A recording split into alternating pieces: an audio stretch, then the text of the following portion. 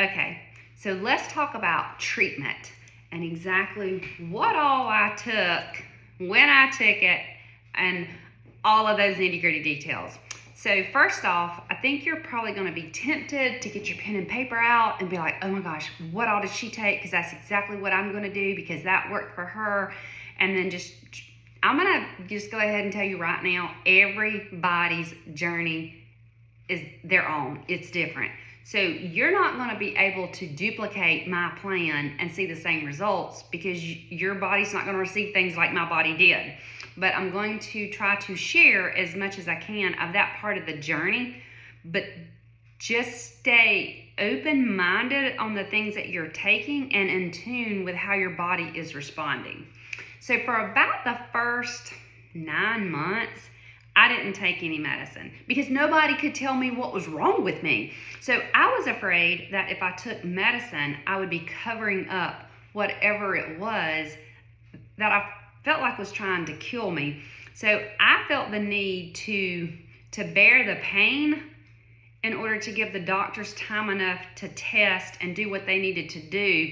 Because if I had a new symptom or anything, I wanted to be able to tell them, no, this is happening or this is happening. And I didn't want it to be from a reaction or a side effect of the medicine or anything like that.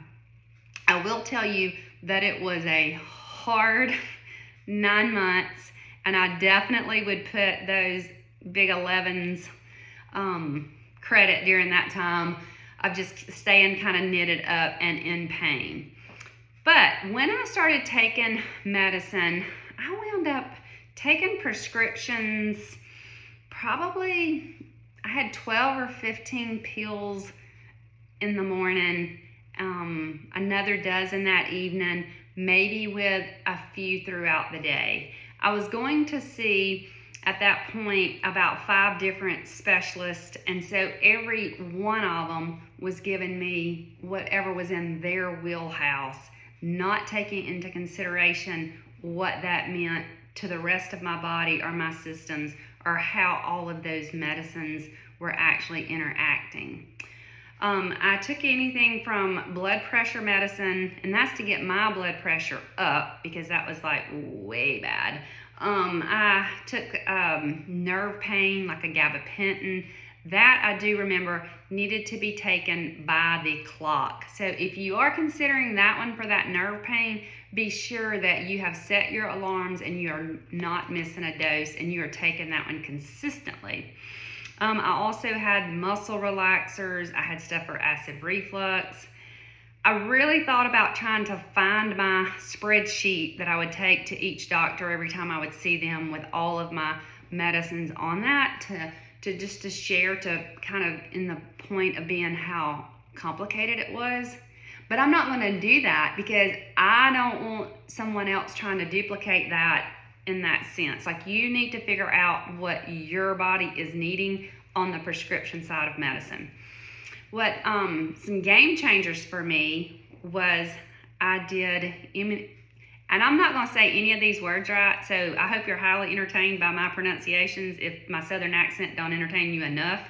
So I had immunoglobulin treatment. So my immune system had just truly bottomed out as far as it wasn't fighting off any more of the bad guys. So I started immunoglobulin treatments.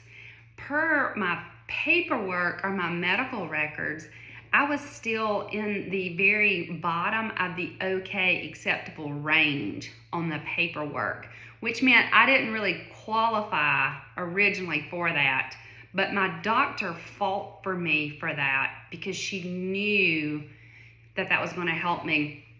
So what that meant was I did immunoglobulin treatments every other week at the Northside Forsyth Infusion Center. Amazing people there. And what that would do to me is put me in the bed in a fetal position, major, like just flu-like pain symptoms, overall body ache, fatigue, you name it. I would be like that for 3 or 4 days, and then I would start recovering, feel like a person again, somewhat, and then it was time for my next treatment. So that was like a 6-month cycle of just doing that every other week. I'm pretty sure it was 6 months. It could have been a little bit longer. But the idea being, I understood that what immunoglobulin was doing was getting back into my body and regaining ground for the good guys. So every time I took a treatment, it was war within my body, because I was taking a treatment of good guys, and the bad guys that had already taken over so much ground in my body was truly trying to fight that off. And so that took a lot of effort to continue to go back and go back and go back, knowing that it was going to just put me out like it did each and every time. Eventually, the pain and the sicknesses got less and less. They do say that once you start taking immunoglobulin, because your system has totally bottomed out and not producing like it should, that you will always have to take that. So I eventually was able to do the immunoglobulin to where, I think it's called sub-Q. I would just pop it in my belly fat and have a little pump at home. And I think I did that every week or twice a week. It did not make me sick or feel bad, because I had, within a few years of doing the treatments, I was able to build up to where it did not knock me out every time. So I had my infusion pump. I would walk around the house, do whatever I needed to on my infusion days, and then did not have to go to bed from that. But that was way, way down the road. And let me just go ahead and tell you that, like I said, once you are on immunoglobulin, the doctors tried to explain to me so many times, this is it. This is what you're going to have. I did not believe that. I did not believe that. So that you know, I currently do not take immunoglobulin and haven't for a handful of years now whatsoever. We that is part of the miracle.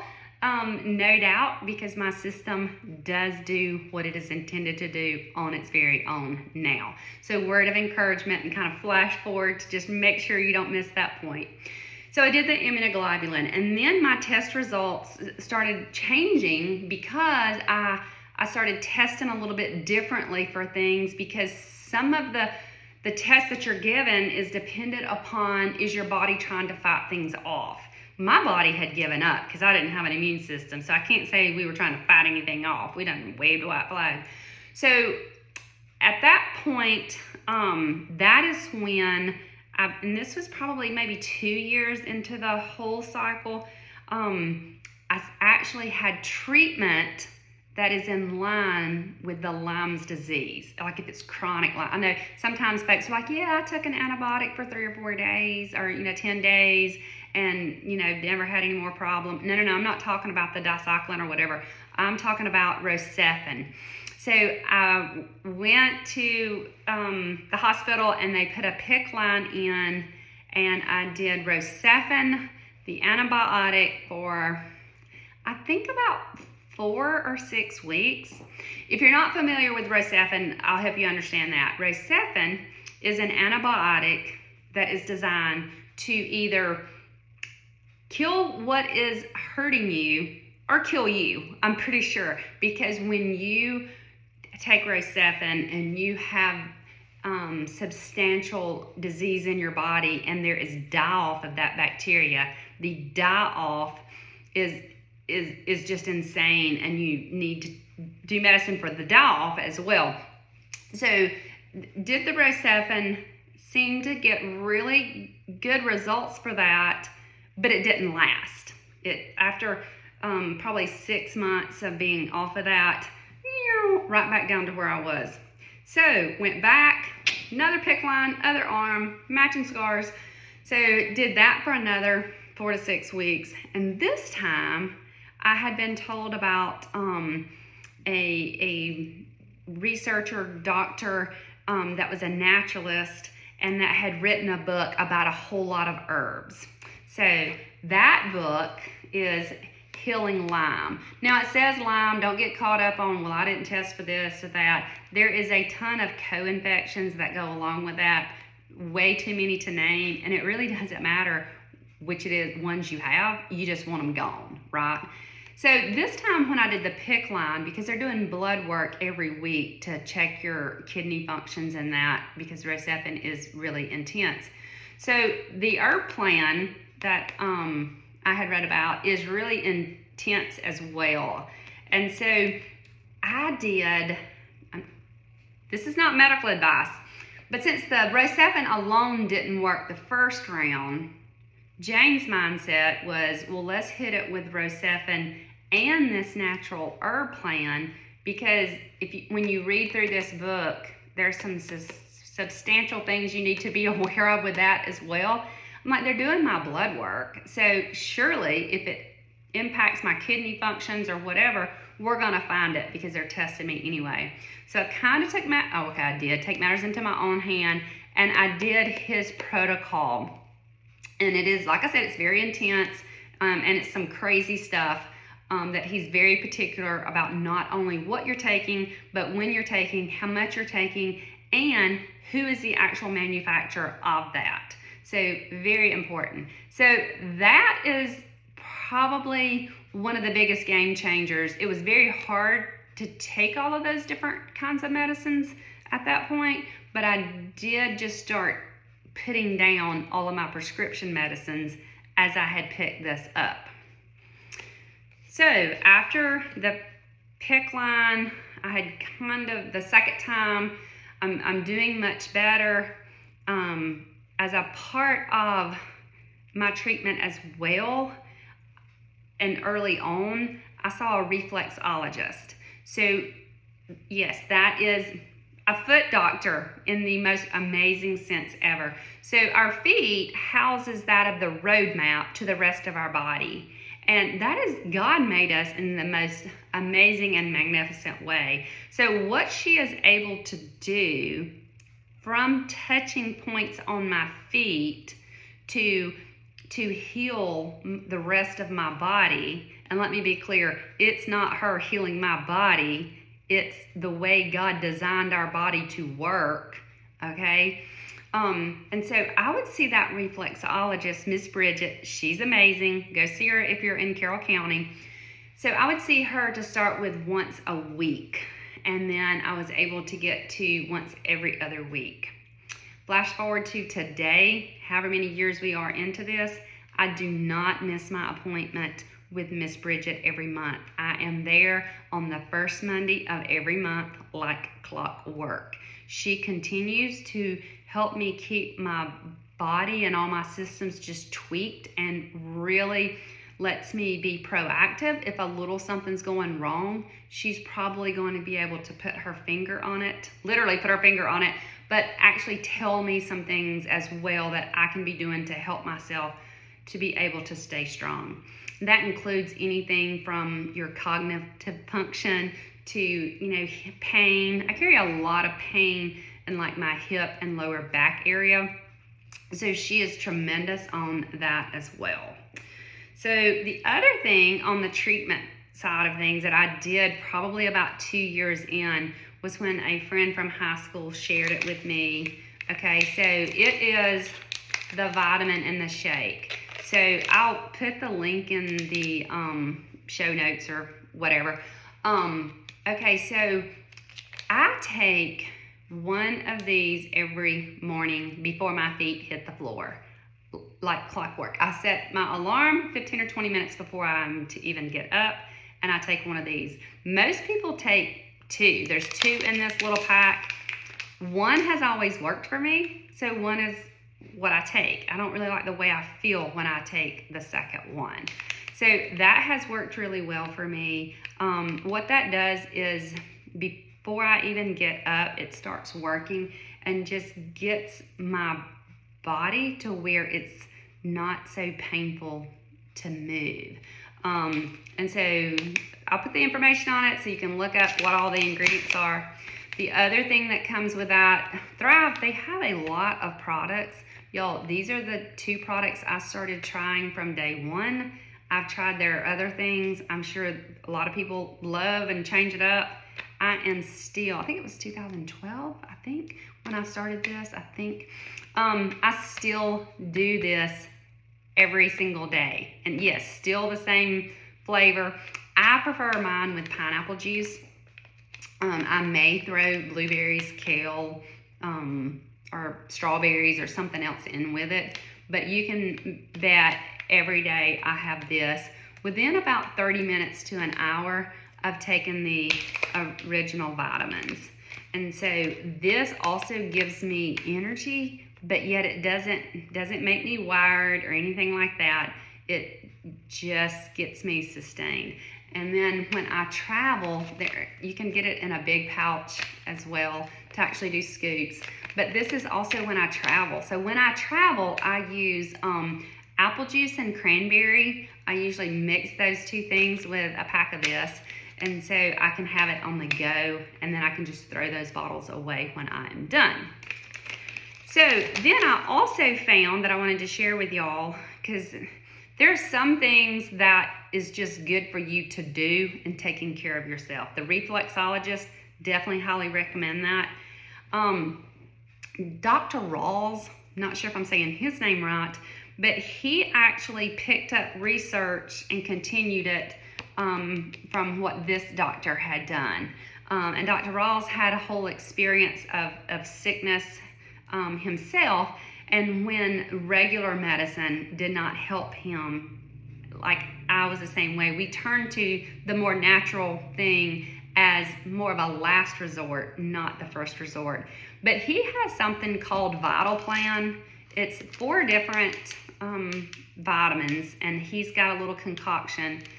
Clearly talks about everything on the back. So you've got the adaptogen recovery, advanced biotic, mitochondrial support, and then a daily multi-plus. So I started taking these after all of the PICC line issues, and then when I was kind of overwhelmed with trying to individually figure out what things I needed to be taken, I came across Dr. Rawls's plan. I don't remember who exactly shared that with me. So originally when I started taking his, I took 4 of each one of these every morning and every night. So yes, I would be taking about 4 of these every morning. So 4 times 4, yes, 16 pills. And then that night the same way. And then eventually I have cut back on that. At the moment, I still do these every single morning. And now I just take 2 of each one, because you have to balance out what you're working your systems to filter as much as what you're needing additionally in your body. And so for me, that's what's working now. Now, if I know we're headed into cold and flu season, I'm going to up my ante, right? And I'm going to take a little bit more. And I'm also going to do some things like the natural elderberry and some of those things as well. Let's see here. I think that's the main things that I'm doing from a medicine treatment perspective of actually what I'm taking or what I have taken. If you are taking things and you're not sure about it, or you don't think that it will work, it's probably not a good plan for you. So you need to get your mind in alignment with that of what you're putting into your body. And you need to believe in what it is that you're doing. And you need to be sure that, because just because what was working doesn't mean that's what you need to keep doing now with where you're at. And just because something didn't work then don't mean it won't work now. I know that sounds kind of crazy, but it is important that you stay in tune with exactly what's going on with your body. That's why that relationship with God is so very important, because He will tug on your heart and He will lead you in the direction that you need to go. Just don't don't think it's going to be lickety split. He's hearing you. He's answering your prayers. It just may not be like you'd like for him to. So I hope this helps. Just a huge advocate now after all that I have been through for doing any and everything as absolutely natural as you can do. So those are the things I'm taking now. Like I said, I'll put them in the show notes because I think that they could be a benefit to you as well. If you have any particular questions, let me know.